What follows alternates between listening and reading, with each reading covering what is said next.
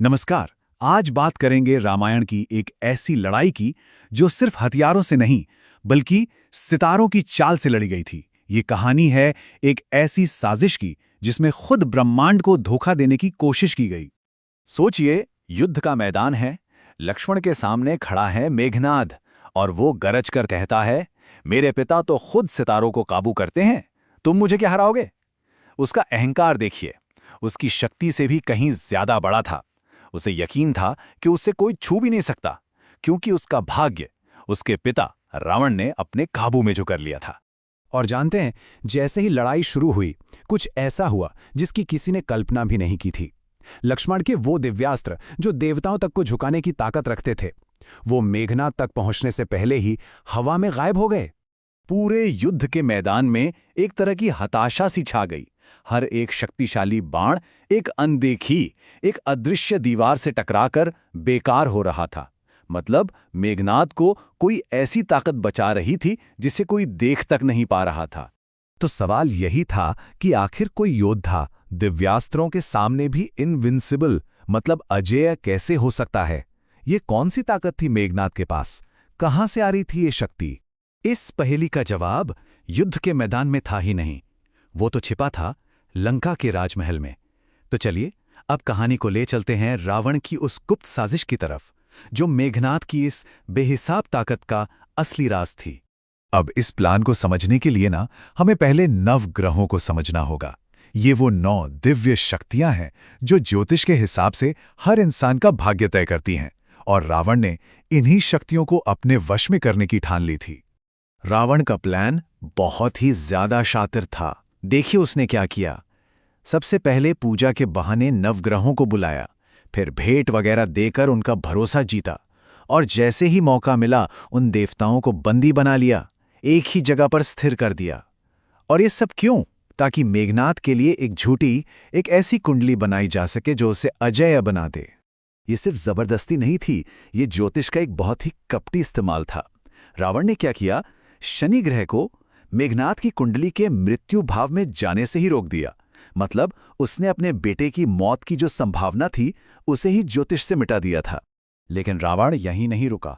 उसने एक और लेयर, एक और सुरक्षा कवच बनाया। उसने शुरू कर दिया महामृत्युंजय मंत्र का जाप।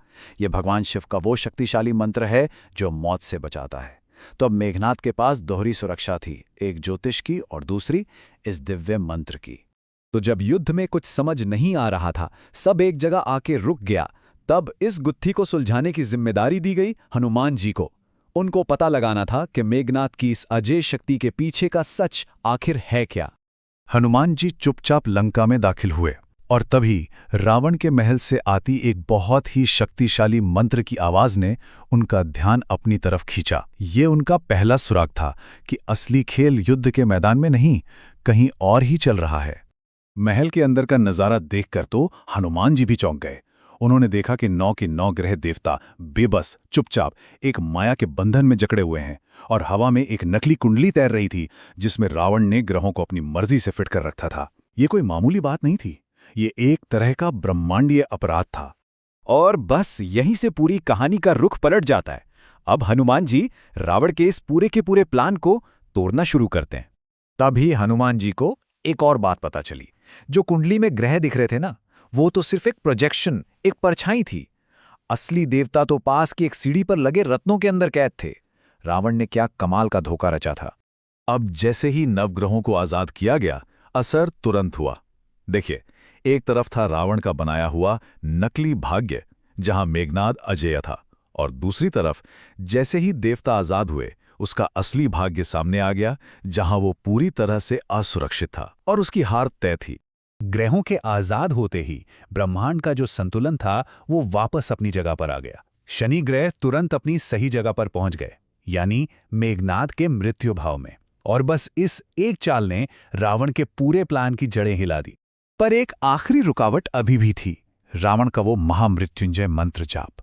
यहां हनुमान जी ने फिर से अपनी चतुराई दिखाई। उन्होंने शिव के मंत्र को सीधे सीधे नहीं रोका, बल्कि जोर जोर से राम राम जपना शुरू कर दिया। अब इससे हुआ ये कि रावण का ध्यान टूट गया और मंत्र से बना सुरक्षा कवच भी बिखर गया। तो चलिए अब वापस चलते हैं युद्ध के मैदान में, देखते हैं कि कहानी अपने क्लाइमैक्स पर कैसे पहुंचती है और रावण को अपने किए का क्या फल मिलता है। हनुमान जी की कामयाबी का असर तुरंत और बेहद नाटकीय था। एक तरफ युद्ध के मैदान में मेघनाद का वो अदृश्य कवच टूटकर बिखर गया और ठीक उसी पल महल में जल रहा उसका जीवन दीपक भी बुझ गया। जैसे ही मेघनाद कमजोर पड़ा, लक्ष्मण ने देवराज इंद्र का सबसे शक्तिशाली अस्त्र इंद्रास्त्र चला दिया और बस उसी एक अस्त्र ने उस लंबे और मुश्किल युद्ध को खत्म कर दिया और जीत हुई धर्म की। ये पूरी कहानी हमें एक बात सिखाती है कि अधर्म का सिर चाहे कितना भी ऊपर उठ जाए, उसे आखिर में धर्म के सामने झुकना ही पड़ता है। अहंकार और धोखे से आप ब्रह्मांड के नियमों को ज्यादा देर तक नहीं बदल सकते। और रावण, उसकी सारी चालें नाकाम हो गईं और वो अपने बेटे के शोक में अकेला रह गया।